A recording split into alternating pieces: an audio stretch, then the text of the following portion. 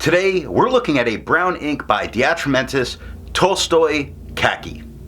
Hi, I'm Adam, and I'm an ink guy. I get inks, test them, and share the results with you. Now, there's timestamps down below so that if you are in a hurry, you can skip around. But if you got the time, I'd appreciate you checking out the entire video. You can also follow me over on Instagram, and if you're new here, I would invite you to subscribe. In order to make sure I have a range of experience with this ink, I do the writing samples. I then inked up this Cross Bailey with a medium nib. I wrote with it for a day and then used it to take the notes for this video. In order to have some standardization in my writing samples, I always use Clairfontaine, Tomoe River, and Rhodia paper. Now, let's look at the writing sample. I picked this ink up in sample form, so it came in a vial like this. And to keep my writing samples consistent, I use a Jinhao 159 with a Goulet 1.1 stub, a Jinhao X450 with a Goulet medium, and a Jinhao X750 with a Goulet extra fine. Let's take a look at the Clairfontaine. We get no bleeding, no ghosting. The 1.1 has no feather spread, halo sheen, some very nice shading. The extra fine is a little lighter than the stub with no feather spread, halo sheen, still very nice shading. 11 seconds to dry. The medium is just a little bit darker than the extra fine with no feather spread, halo sheen. Very nice shading. Are we seeing how this is about to go? Quite possibly. 14 seconds to dry. Scrubby for both, show no color variation, show a ton of color variation, and we get tons. Tomoe River, no bleeding, normal Tomoe River ghosting. The 1.1 has no feather spread, halo sheen, little bits of shading you can see. The extra fine is lighter than the stub with no feather spread, halo sheen, no shade. 15 seconds to dry. Medium is the same tone as the stub, with no feather spread, halo sheen, no shade, 21 seconds to dry. Scrubby for both, show no color variation, and we didn't get it. Well, Rhodia, with no bleeding and no ghosting. The 1.1 has no feather spread, halo sheen, some very nice shading going on. The extra fine is just a little bit lighter than the stub, with no feather spread, halo sheen, some very nice shading. 12 seconds to dry. Medium is the same tone as the stub, with no feather spread, halo sheen, very nice shading. 15 seconds to dry. It is not as standout as shading on the medium as it is on the extra fine, but it is still really good. Look at the word over and the word brown. Nice. 15 seconds to dry. Scrubby for both, show us good color variation, and that's because we get it. I agree with Vita that I've learned a lot by doing multiple chromatographies. The one on the left is done the way it's supposed to be done. I put a line of ink down and immediately put it into water for 10 to 15 seconds. And we really just have a brown dye here. There's a chance, looking at it, just because of how the bottom of it looks, I do think that there's a pale yellow and a brown with this.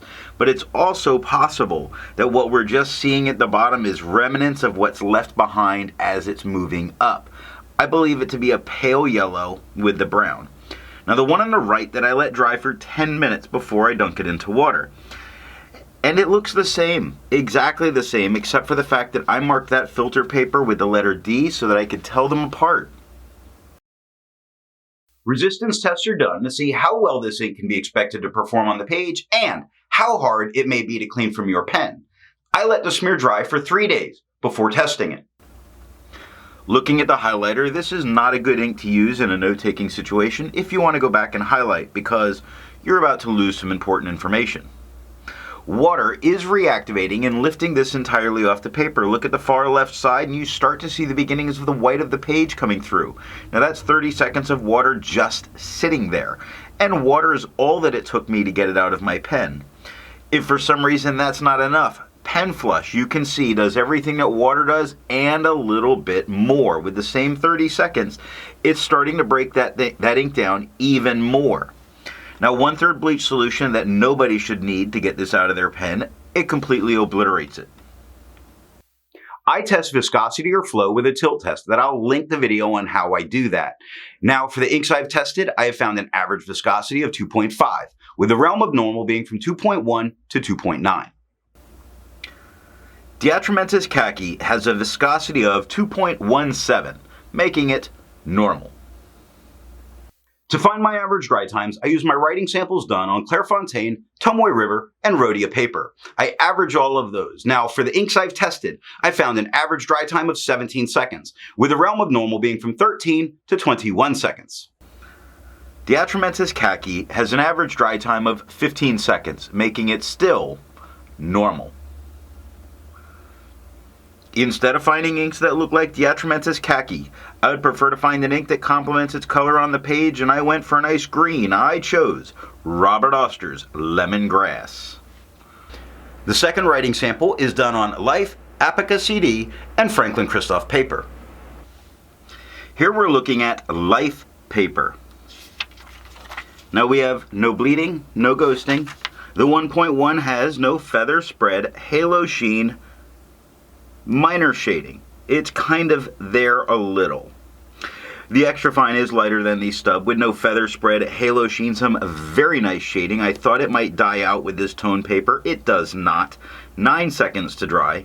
Medium is darker than the extra fine, just a hair lighter than the stub. With no feather spread, halo sheen, very nice shading, not as standout as the extra fine.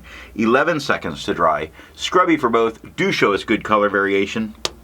And that's because we get it. About Apica, with no bleeding, no ghosting. Well, the 1.1 has no feather spread, halo sheen, and it gives nice shading. This ink does so well, it really does. Extra fine is a bit lighter than the stub, with no feather spread, halo sheen, great shading all the way through. 6 seconds to dry. This is still not a white paper, it's still kind of off a little bit. Not cream so much as an ivory tone. 6 seconds to dry. Medium is darker than the extra fine, about the same tone as the stub. With no feather spread, halo sheen, still a very good shading. Still not as good as the extra fine.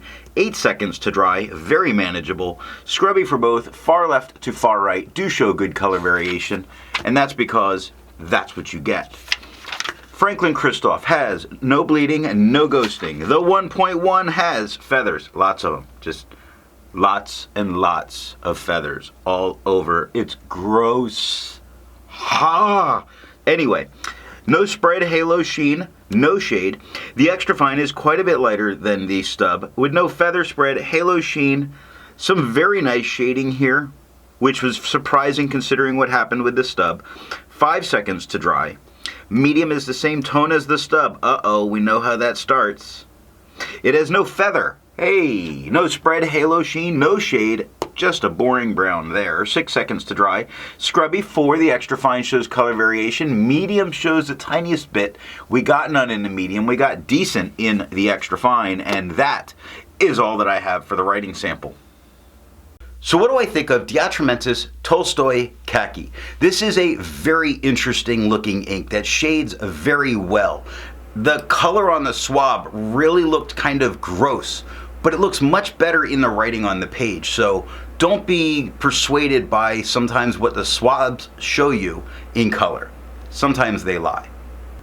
What nib and pen are going to give the best writing experience with this ink? While it gives shading with just about every pen, I didn't care for the darker versions of this ink that can happen. I chose a medium flow fine or medium to really get the nicest tone with shading out of this.